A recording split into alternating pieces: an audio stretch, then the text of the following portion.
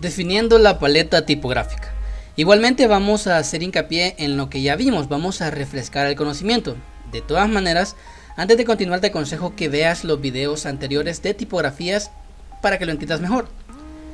En el ejemplo de cómo elegir correctamente el tipo de letra, vimos que un mismo texto en diferentes tipos de letra pues puede comunicar cosas diferentes. Esto era para hacer notar que aunque el texto escrito sea el mismo, su significado puede variar.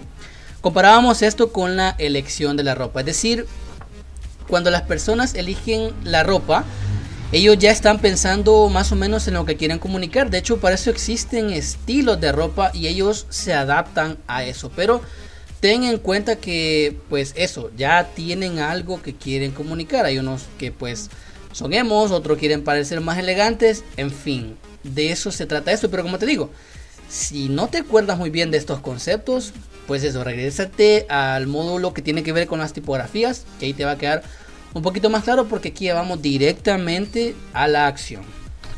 En este caso, para elegir las tipografías vamos a tomar en cuenta lo que decía el brief en relación al tono y al mensaje.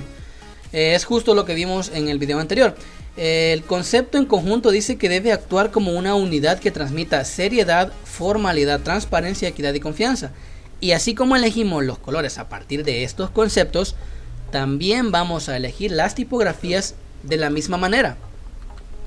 Para ello, vamos a elegir una tipografía que funcione de título, otra para el subtítulo y otra para el cuerpo del texto. Siguiendo con el ejemplo, vamos a utilizar la Trajan Pro como título y la Century Gothic Bold como subtítulo, y siempre la Century pero en su versión regular la vamos a ocupar como cuerpo del texto.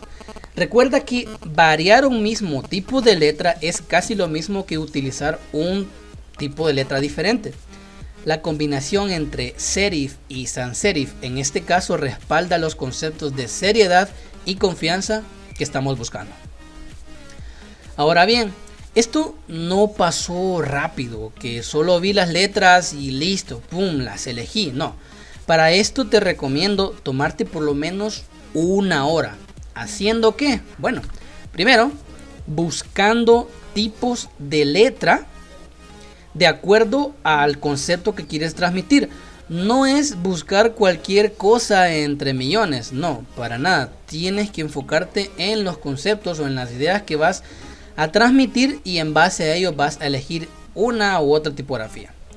Segundo, pues elegir por lo menos 3 tipos de letra para cada parte y probar cómo se ve una con otra. Es decir, si ya elegiste un tipo de letra para el título, te aconsejo que por lo menos hayas tenido 3 fuentes para elegir, ¿sí? Y así con cada una, 3, por lo menos tener unas 9 a 12 fuentes y empezar a probar, de acuerdo a los conceptos que vimos anteriormente, cuál funciona mejor. Hay combinaciones que ya están hechas, que desde luego las vas a encontrar también en los materiales del módulo. De hecho es algo que vimos en las tipografías, pero también las voy a incluir aquí porque es importante que estén presentes. Y finalmente elegir las que mejor transmitan el mensaje que necesita tu cliente. Bueno, lo dicho, para elegir una fuente, simple y sencillamente te tienes que basar en el brief. No hay más. Aquí no es la que más te guste a ti, no es la que más le guste a tu cliente, porque recuerda algo muy importante: no le vas a vender a tu cliente, sino a quién, al cliente de tu cliente. Simple. En un video anterior te mostré 3 sitios para buscar tipografías. Pues bien, inicialmente te recomiendo que vayas a dafont.com. Simple y sencillamente porque puedes escribir la palabra o frase que te interese y te va a aparecer esa frase con todos los tipos de letra que veas en pantalla. Eso es muy útil a la hora de elegir mejor la tipografía que estás buscando. Yo sinceramente lo utilizo muy seguido y eso es lo que mejor me funciona. ¿Por qué? Porque eso, escribo por ejemplo abogados ruano y cada tipo de letra que tengan de acuerdo a la categoría que he elegido me va a aparecer eso, abogado ruano, y nada, voy a ver cuál me funciona mejor. Simple. Ok, vamos a hacer un recuento de lo que tenemos listo hasta este momento. Tenemos listo el brief. Sí, esto es una de las primeras cosas que hicimos. Sí, antes de empezar a diseñar, hicimos el brief. Nos pusimos en contacto con nuestro cliente, tuvimos una entrevista y tienes un formato de brief para que lo puedas llenar. A partir del brief, hicimos y elegimos los bocetos que vamos a diseñar.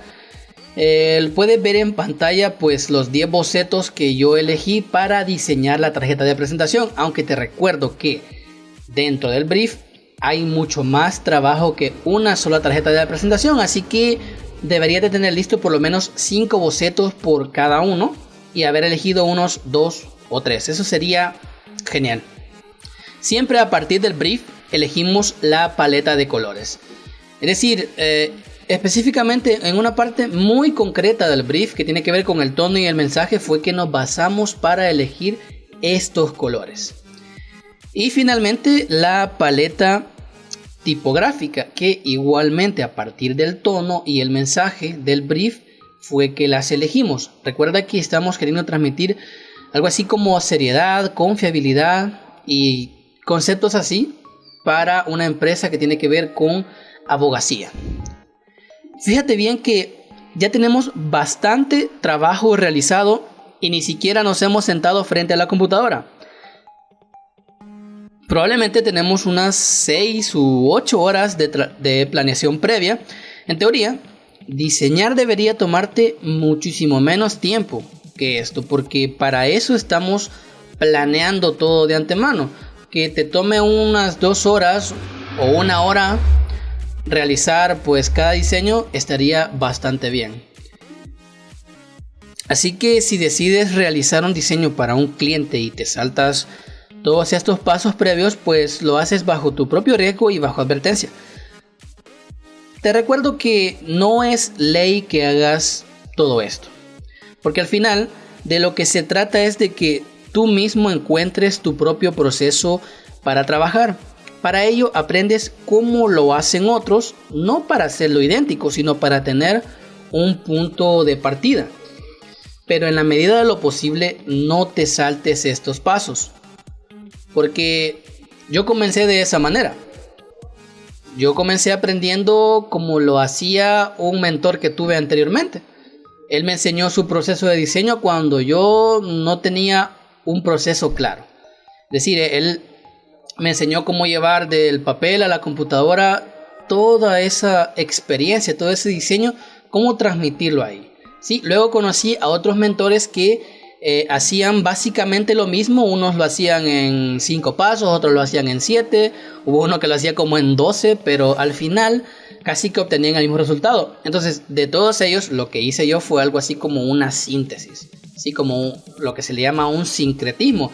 O sea, mezclé todos sus pasos en 5 o 6. Recuerda que cuando iniciamos el curso, en la parte de la composición vimos los 5 pasos para diseñar, que en esencia resume parte de lo que hemos estado viendo hasta el momento. Pero es eso, tuve que aprender de mucha gente cómo lo hacían para poder establecer mi propio método. Así que nada, ya vamos a pasar a diseñar en la computadora. Nos vemos en el siguiente video. Chao.